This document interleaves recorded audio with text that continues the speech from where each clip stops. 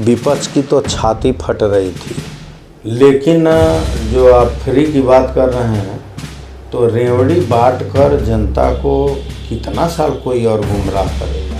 अरे 1954 में जब 1,00,000 2 लाख की कुंभ हुआ था नेहरू जी के नेतृत्व में, तो 1,000 लोग मरे थे। झुग्गी झोपड़ी की बात करने वाले खुद शीश महल में है। दारू के धंधा में लिप्त पूरा ये सरकार दिल्ली की लगी रही। एक घटना में अगर 30 लोगों की मृत्यु हो गया तो इनको तो लग रहा है कि एक राजनीतिक इनको एक बहाना मिल गया। देश आज पूरे दुनिया में सम्मान पा सकता है तो दिल्ली जो इस देश की राजधानी है, अगर विकास से अछूता है तो एक ही कारण है, कुशल नेतृत्व नहीं मिला। जैसे सफलतापूर्वक एक महाकुंभ का एक एक दिन बीत रहा था, इनकी छाती फट रही थी कि सनातन धर्म अगर एक धार्मिक आयोजन में एक संस्कृत अपने एक परंपरा में इकट्ठा हो रहा है और कहीं चुनाव में इसकी झलक मिल गया तो फिर क्या हाल हो। क्या दिल्लीवासी इतने नासमझ हैं? भाजपा ने रेवड़ी नहीं बांटा है। वो जो आश्वासन देते हैं उतना तक करने की क्षमता रखते हैं। संविधान को ध्वस्त करने वाले, संविधान को रौंदने वाले, इमरजेंसी जैसे लाकर और संविधान की धज्जियाँ उड़ाने वाले, जैसे बसंत पंचमी में मौसम बदलता है वैसे ही मान चलिए जाए दिल्ली में मौसम बदल चुका। नमस्कार, आप देखना शुरू कर चुके हैं भारत 100। हमारी मौजूदगी इस वक्त दिल्ली में है, फिरोजशाह रोड 23 नंबर। और हमारे साथ बातचीत करने के लिए कुशीनगर से बीजेपी के सांसद हैं विजय दुबे जी। इनसे हम बातचीत करेंगे, जानेंगे, समझेंगे दिल्ली चुनाव को लेकर किस तरह की तैयारियां चल रही हैं भारतीय जनता पार्टी की तरफ से। बजट का भी माहौल पूरी तरह से गरमाया हुआ है। विपक्ष ने आज बड़ा हंगामा किया। सांसद जी, सबसे पहले आपसे जानेंगे, समझेंगे किस तरह से जो है इस पूरे चुनाव को देख रहे हैं, दिल्ली के चुनाव को। कहीं न कहीं अगर देखा जाए तो आम आदमी पार्टी लगातार जो है फ्री के वायदों पर जो है जनता का भरोसा जीतने की कोशिश कर रही है। क्या कुछ कहना चाहेंगे, किस तरह से पूरे चुनाव को देख रहे हैं? देखिए, बहुत दिन से तो हम लोग चुनाव में लगे नहीं हैं जी, लेकिन सुनाई दे रहा था चूँकि दिल्ली का ही चुनाव है, राजधानी के चुनाव का खबर तो देश के कोने कोने रहता ही है। लेकिन जो आप फ्री की बात कर रहे हैं तो रेवड़ी बांट कर जनता को कितना साल कोई और गुमराह करेगा जी। अभी ये सारे विकास दिल्ली के देख ले, ठप क्या बुरे स्तर पर है, निम्न स्तर पर। और मतलब सड़कों का हाल देख लीजिए, कॉलोनियों में नाली की हाल देख लीजिए, गंदगी का देख लीजिए, अंबार लगा हुआ है, कूड़े करकट ढेर का। पता लगा कि पीने का शुद्ध पानी नहीं है। ये तो हम लोग जब चुनाव में उतरे हैं, कल तो दिन भर थे जी। मैं नागलोई में 2 चुनावी सभा किया और 2 विकासपुरी में। मैं 2 की आकलन आपको बता दूं जी कि बता रहे थे लोग कि विकासपुरी में बीजेपी कभी जीता नहीं इधर 15-20 साल से। लेकिन हमें लग रहा है जितने वोटों से ये लोग हारते रहे थे 40,000 50,000 से, उतने वोट से अब की जीतने जा रहा है। कारण मैं बताऊं, जनता दिल्ली की समझ चुकी है कि ये रेवड़ी बांट के और भ्रष्टाचार का ये आलम, झुग्गी झोपड़ी की बात करने वाले खुद शीश महल में है, ये जनता से छिपा नहीं है। आप बताएं, जो दारू में भ्रष्टाचार इतना ज़्यादा हुआ, दारू के धंधा में लिप्त पूरा ये सरकार दिल्ली की लगी रही, ये भी जनता से छिपा नहीं है। विकास सामने दिख ही रहा है, सड़क जर्जर टूटा फूटा गड्ढा युक्त सड़क, नाली कूड़ा करकट सब दिख रहा है। मैं तो 2 ही विधानसभा में घूमा हूँ, लोग बता रहे थे कि यही हाल किसी भी चले जाए आप विधानसभा में यही पाएंगे। बहुत बुरा हाल है। मैं तो अपने संबोधन में कहा, कुशीनगर जहाँ भगवान बुद्ध की परिनिवास स्थल के अलावा कुछ था नहीं जी, वो कुशीनगर आज क्या से क्या होगा। मेडिकल कॉलेज हो गया, एग्रीकल्चर यूनिवर्सिटी हो गया, इंटरनेशनल एयरपोर्ट हो गया, भारत सरकार का दिया कम से कम 8 फ्लाईओवर की सुविधा पाने जा रहे हैं लोग जी। आवागमन की बेहतर सुविधा को क्या कहा जाए, नेपाल जैसे देश से सीधे चले तो चौड़ीकरण, मेरे ज़िले में जिला मुख्यालय तक आप आ जाएं, कहीं भी चले जाएं, महाराजगंज, देवरिया जी। मैंने कहा उत्तर प्रदेश एक पूरे देश में बदनाम राज्य था 2017 के पहले। जी। गुंडा मवाली अपराधियों के संरक्षण में चल रही थी यहाँ की सरकारें। किसी असहाय परिवारों के अधिकार नहीं सुरक्षित, हम लोगों के आस्थाएं नहीं सुरक्षित, आस्था के केंद्र स्थल नहीं सुरक्षित, माता बहनों का इज्जत आबरू नहीं सुरक्षित। वो उत्तर प्रदेश आज पूरे देश में गौरवशाली सम्मान पा सकता है। वो उत्तर प्रदेश आज पूरे देश के उद्योगपतियों के नज़र में स्वर्ग की धरती नज़र आ सकता है। ये होता है कुशल नेतृत्व। कुशल नेतृत्व जब देश पाया तो 10 साल पहले का बीमार, लाचार, अपाहिज देश आज दुनिया में गौरवशाली सम्मान अर्जित कर रहा है। दुनिया के विकासशील देशों की लाइन में खड़ा होने जा रहा है। वो उत्तर प्रदेश 7 सालों में कुशल नेतृत्व योगी आदित्यनाथ जी महाराज का पाया तो आज कहाँ से कहाँ पहुँच गया। कुशीनगर का मैंने दिखाया तो कुशीनगर विकास कर सकता है। उत्तर प्रदेश की तस्वीर और तकदीर बदलने के साथ पूरे देशवासियों के नज़र में उनके विचार को बदल सकता है। जी। देश आज पूरे दुनिया में सम्मान पा सकता है। तो दिल्ली जो इस देश की राजधानी है, अगर विकास से अछूता है तो एक ही कारण है, कुशल नेतृत्व नहीं मिला।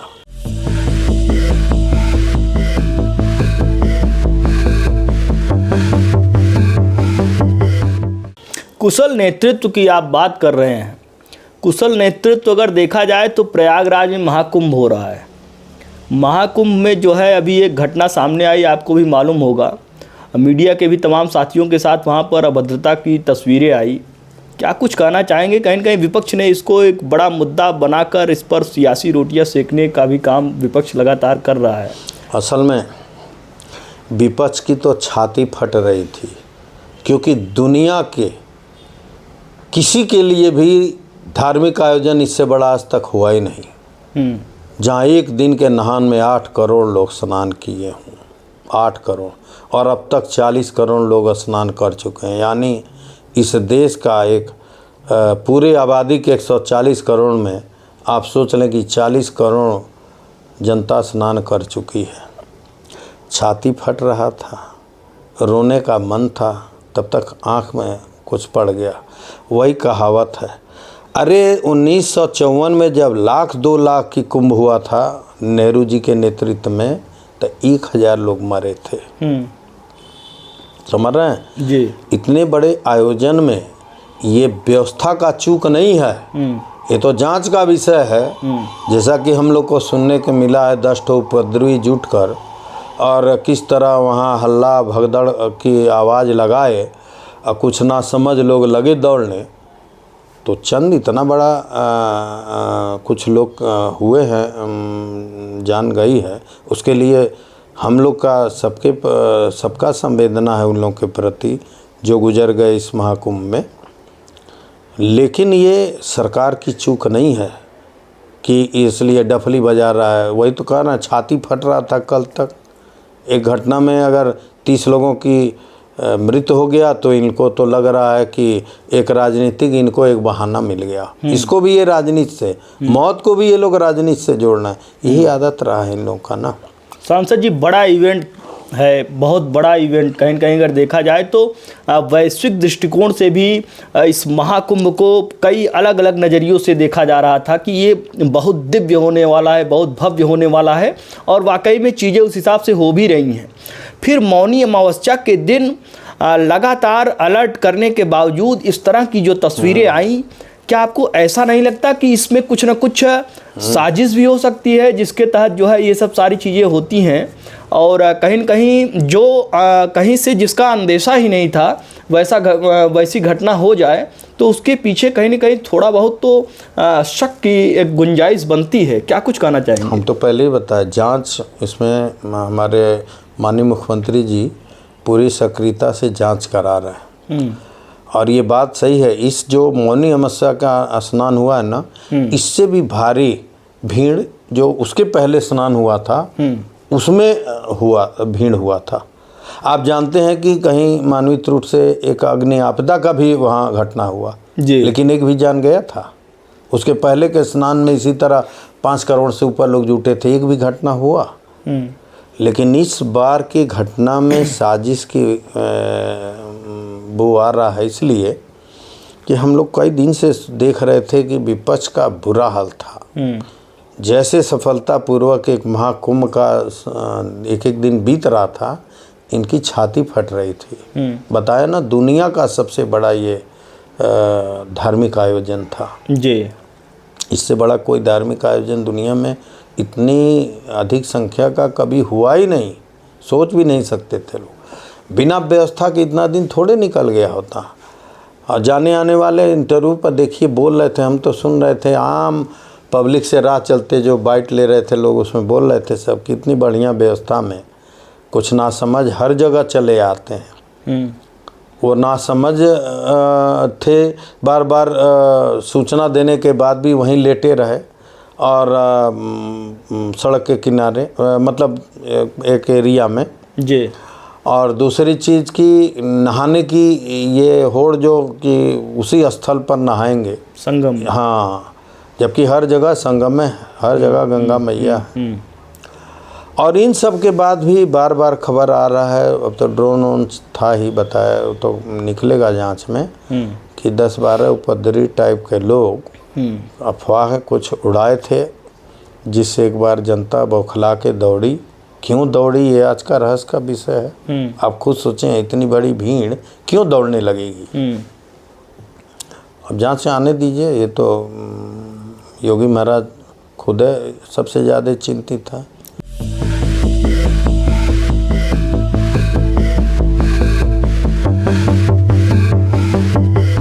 महाकुंभ किसकी आंखों में खटक रहा था?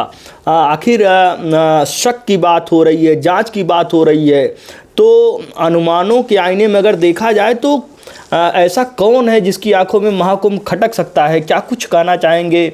क्या इसमें कुछ विपक्ष की साजिश है या कोई बाहरी कहीं कोई जो है विदेश से इस तरह से जो है चीज़ें बनी हुई हैं? कहीं कहीं अगर देखा जाए तो महाकुंभ के पहले कुछ बड़े फैसले भी लिए गए कि मुस्लिमों को महाकुंभ में जाने पर पाबंदी लगा दी जाए। क्या कुछ कहना चाहेंगे? खटक उनको रहा था जो 60 वर्ष से लगातार इस देश में वोट बैंक की राजनीति, तुष्टकरण की राजनीति करते आए और अपने षड्यंत्र में सफल होकर सत्ता में शासन काल किए इस देश में। उनको तो चिंता, मैं बताया ना, छाती फटी रहा था। क्योंकि स्नान करने वाले जाते कौन है? सनातन धर्म के अनुयायी। सनातन धर्म के अनुयायी जहाँ एक स्नान, एक त्यौहार पर 8 करोड़ जुट जाए और एक महाकुंभ में 40 करोड़, आप अंदाज लगा सकते हैं ऐसे लोगों के माथे पर सिलवट तो उसी दिन से शुरू हो गया। क्योंकि ये भी सोच रहे होंगे कि ये सनातन धर्म अगर एक धार्मिक आयोजन में, एक संस्कृत, अपने एक परंपरा में इकट्ठा हो रहा है और कहीं चुनाव में इसकी झलक मिल गया तो फिर क्या हाल होगा। तो ये तो कहीं भी धार्मिक आयोजन में हम लोग जुटते हैं तो सांप्रदायिकता का आरोप लगाया जाता है जी। वो जमावड़ा करते हैं तो उनका त्यौहार पर माना जाता है। ये तो आप भी जानते हैं। तो ये तो दिक्कत और समस्या वही है। ये कोई विदेशी के आतंकवाद का वो मामला हम नहीं जानते, जांच का विषय है। लेकिन हमें तो लग रहा है ऐसे ही विपक्ष के मानसिकता के 10-20 लोग जी अफवाह उड़ाकर और जनता को एक तरफ से दौड़ा दिए दूसरे तरफ, बस उतने में कुछ ऐसा हो गया। एक चीज़ अभी आपसे हमारी चर्चा हुई दिल्ली चुनाव को लेकर, महाकुंभ को लेकर। बजट सत्र चल रहा है, बजट सत्र में क्या कुछ खास है? और कहीं कहीं निर्मला सीतारमण जी ने जो बजट पेश किया है, मध्यम वर्ग और किसानों के लिए इसमें तमाम योजनाएं आ रही हैं। टैक्स को लेकर भी बहुत बड़ी खबर आई है। तो ये सब चीज़ें इस बार दिल्ली चुनाव पे कितना इफेक्ट डालेंगी, और साथ ही साथ में अगर बात की जाए तो धीरे धीरे अब समय वो पहुंच रहा है 2027 की तरफ भी आप बढ़ रहे हैं, जब उत्तर प्रदेश में विधानसभा चुनाव होगा। किस तरह के चीज़ें निकल कर आएंगी इस बजट से, कितने दूरगामी परिणाम होंगे? देखिए, इस बजट से देश के मध्यम वर्गीय और गरीब वर्ग और छोटे किसान को एक ऐतिहासिक कहा जाए उनके विकास के लिए ये सौगात भारतीय जनता पार्टी के मुखिया माननीय नरेंद्र मोदी जी के नेतृत्व में वित्त मंत्री माननीय निर्मला सीतारमण जी ने जो बजट लाया है जी, वो एकदम स्पष्ट दिख रहा है। और मैं बताया, इस बजट से ऐसा नहीं है कि देशवासी मिडिल क्लास और गरीब वर्ग लाभ पा रहा है तो दिल्ली उससे अछूता है, या दिल्ली के लोग नासमझ हैं, अपना भविष्य नहीं देख सकते जी। 12 लाख तक के टैक्स आय पर टैक्स जो मुक्त हुआ, ये सीधा सीधा एक बहुत बड़ा राशि जो है उनके बचत का है जी। पहले 7 ही लाख हुआ करता, 7 से 12 5 लाख सीधे बढ़ाया गया। इसके अलावा आप देखें तो किसान क्रेडिट कार्ड 3 लाख तक ही था जी, वो 3 लाख बढ़ा के आज 5 लाख कर दिया गया। 2 लाख उसमें बढ़ोतरी, 2 लाख, मतलब ये लगभग 40% बढ़ रहा है जी। फिर उसके बाद आप देखें कि 50 ऐसे पर्यटन केंद्र को जो भगवान बुद्ध से जुड़ा है, भारत सरकार ने लिया है बजट इसमें कि उसका एक दार्शनिक और पर्यटन स्थल के रूप में विकसित किया जाएगा। ये तो सीधे सीधे लाभ हमारे ज़िले को भी मिलने जा रहा है, क्योंकि भगवान बुद्ध का परिनिवाण स्थल और बौद्ध सर्किट एरिया है। इसके बाद आप देखें को तो करीब पहले मेडिकल कॉलेज में जो था वो करीब 10,000 सीटें जी, इस बजट में दिया गया है मेडिकल कॉलेज में 10,000 युवाओं के लिए सीटें। आप बताइए, इससे सीधे सीधे बेरोजगारी के बदले रोजगार पर असर, बेरोजगारी पर असर पड़ा कि नहीं? रोजगार मिला कि नहीं युवाओं को? अगर जोड़े 5 साल में तो ये 75,000 सीटें हो गए। तो एक युवाओं के लिए बहुत बड़ा ये भी एक सौगात है। मतलब हर वर्ग, मिडिल क्लास, गरीब वर्ग और किसान का देखिए 7.5 करोड़ ऐसे किसान जो मछुआरे का व्यवसाय करते हों, डेयरी उद्योग से जुड़े हों, इन लोगों को एक अल्पकालिक ऋण दिया जाएगा। ये भी सीधे सीधे किसानों के लिए लाभ है।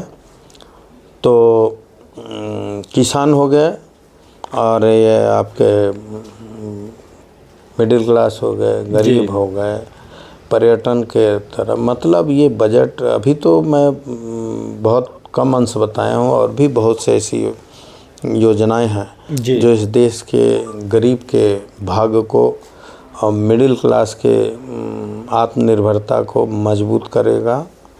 किसान आगे बढ़ेंगे, युवा आगे बढ़ेंगे। जब पर्यटन के रूप में जब कोई क्षेत्र विकसित करता है तो ये मानिए कि विकास सच्चे माने में उस क्षेत्र में अपने आप बढ़ते हुए हर दिशा में दिखता है जी। तो क्या दिल्लीवासी इतने नासमझ हैं?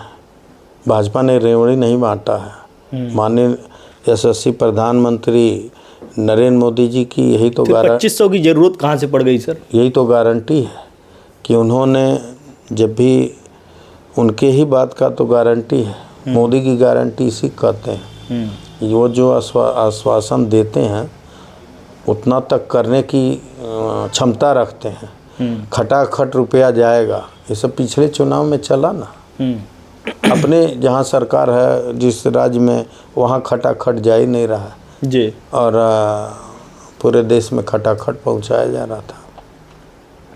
संविधान को ध्वस्त करने वाले, संविधान को रौंदने वाले, इमरजेंसी जैसे लाकर और संविधान की धज्जियाँ उड़ाने वाले संविधान बचाओ का नारा दे के जनता गुमराह। तो मैंने कहने का मतलब अब रेवड़ी बांट के वोट नहीं मिलेगा, गुमराह करके नहीं मिलेगा, क्योंकि तीसरी बार पूरे देश में सरकार माननीय नरेंद्र मोदी जी के नेतृत्व में भारत सरकार बना है। तो आप देख लें, हरियाणा में लोग मान रहे थे कि हमें लग रहा है कि जिस दिन काउंटिंग हुआ लड्डू कार्यालय में बन के कई कुंटल रखा गया होगा।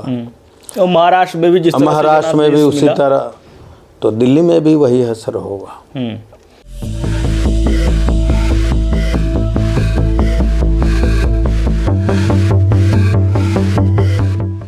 चलते चलते सर, दिल्ली के वोटर्स को क्या कुछ बताना चाहेंगे, क्या कुछ अपील करना चाहेंगे दिल्ली के वोटर्स से? कहीं न कहीं अगर देखा जाए तो पूर्वांचल का एक बड़ा तबका, आप कुशीनगर से आते हैं, कुशीनगर के भी तमाम वोटर्स हैं, बिहार सटा हुआ है, पूर्वांचल, पूर्वी उत्तर प्रदेश, कहीं न कहीं देखा जाए तो उधर भी आपका काफ़ी प्रभाव है।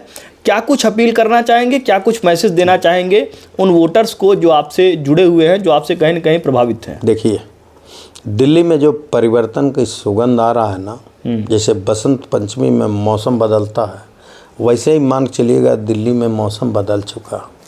और इस बदलते हुए मौसम में पूर्वांचल के रहने वाले, पश्चिमी चंपारण, बिहार के रहने वाले जो दिल्ली में हैं, एक भी मत हमें नहीं लगता है कि भारतीय जनता पार्टी के अलावा भी कहीं जाएगा। ये आने वाले दिन में देख लीजिएगा, हम लोग तो इतने दिन में अनुभव कर रहे हैं, क्योंकि पूर्वांचल वासियों को इस बात का एहसास है हमारा उत्तर प्रदेश कैसा विकास किया, हमारे उत्तर प्रदेश के हालात मात्र 7 साल पहले क्या थे। पश्चिम चंपारण, बिहार के लोग आज अपने विकास को देख लीजिए, बिहार का रंगत बदल गया, उत्तर प्रदेश का रंगत बदल गया। तो वहाँ के रहने वाले लोग जो दिल्ली में आज रह रहे हैं, क्या उनको दिल्ली के विकास से वास्ता नहीं? वो नहीं चाहते कि देश की राजधानी दिल्ली है, दिल्ली का विकास तो पूरे देश में मॉडल होना चाहिए, न कि दिल्ली का ये दुर्दशा आज पूरे देश में मॉडल बना हुआ है। कोई विदेश से आता है तो पहले वो मीडिया से जुड़ा हो या राजनीतिक व्यक्ति हो या सामाजिक, कहीं उतरता है तो पहले देश की राजधानी दिल्ली में उतरता है जी। तो पूरे भारतवासियों की ये चाहत है कि दिल्ली का विकास हो, और ये तभी होगा जब इस देश के कुशल नेतृत्वकर्ता माननीय नरेंद्र मोदी जी के नेतृत्व में जब दिल्ली की सरकार बनेगी भारतीय जनता पार्टी की, तो विकास भी इसी साल से प्रारंभ होना सबको दिखाई देगा। और मैं समझता हूँ मन सब लोग बना लिए हैं। बजट और चुनाव के इस पीक टाइम में आपने अपना कीमती समय दिया भारत 100 को, इसके लिए आपका बहुत बहुत आभार। जी धन्यवाद आप लोग को भी। तो ये थे हमारे साथ सांसद विजय दुबे जी, कुशीनगर से सांसद हैं। साफ तौर पर इन्होंने महाकुंभ को लेकर, यूपी चुनाव को लेकर, यूपी में किस तरह से महाकुंभ का आयोजन किया गया है इसको लेकर, दिल्ली चुनाव को लेकर, बजट को लेकर बड़ी ही बेबाकी के साथ अपनी राय रखी। देश दुनिया की तमाम बड़ी खबरों के लिए जुड़ रही है हमारे साथ। देखते रहिए भारत 100।